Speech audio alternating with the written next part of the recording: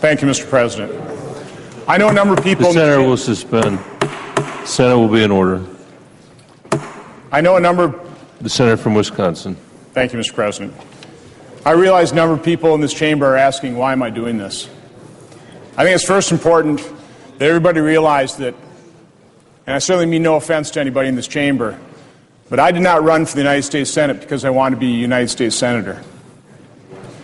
I ran for the United States Senate because I realized we are bankrupting this nation. I think the evidence is quite clear. You take a look at the budget deficits for just the last 3 years, $1.4 trillion, $1.3 trillion. Estimates as high this year as $1.65 trillion. We've incurred over $4 trillion worth of debt in just the last 3 years. And now our nation's debt stands at $14.3 trillion. We've reached our debt limit.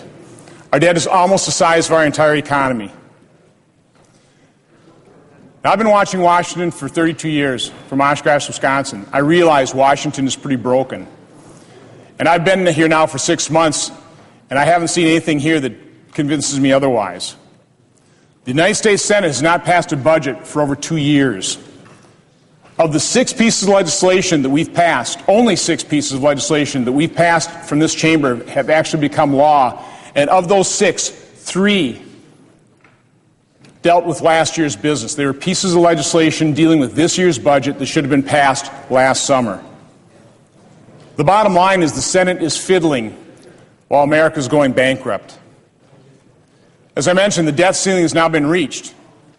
And what are we doing about it? The answer is virtually nothing. We're scheduled to go on recess next week. We shouldn't be doing that. We should be staying in session. We should be debating. We should be developing a budget. And now, bottom line, all we're really doing is waiting for the results of a negotiation. The Senator is correct. Please take your conversations out of the well. And now we're waiting for the results of a negotiation between a limited number of people, conducted behind closed doors, far away from the view of any American citizen. I mean, is this the process that we're going to rely on to prevent the bankruptcy of America? Is this what we are placing the future of America? I mean, I hope not. The Senate needs to get back to work. We need to pass a budget. It shouldn't be that hard. American families do it every day. They figure out what their income is, and they figure out how to learn to live within their means. The United States government needs to figure out how to live within its means as well. So let me kind of start the process here by naming a figure. I'd start with $2.6 trillion. That's the amount of money that President Obama in his budget says we will receive in revenue in the federal government next year. $2.6 trillion. It's $800 billion more than we spent just 10 years ago.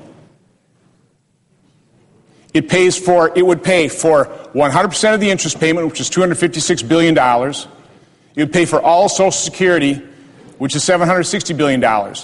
That totals $1 trillion. It would leave $1.6 trillion to pay for all other essential defense, security, health, and safety spending. Now, if that's not enough, and again, that would be living within our means, then what I believe is required is I believe every member of Congress, members of the administration, should come down into congressional committees, and they need to, in the open, justify how much they want to spend, how much they are willing to borrow, and how much debt they're willing to pile on the backs of our children, our grandchildren, and our great-grandchildren. Because that's really what we're doing in this country. So tonight I'll leave the floor, but unless the Senate gets serious about addressing the number one problem facing this nation, our debt and deficit, I will definitely be back. I will exercise my full rights. I will do everything in my power to prevent the bankrupting of America. Mr. President, I yield the floor.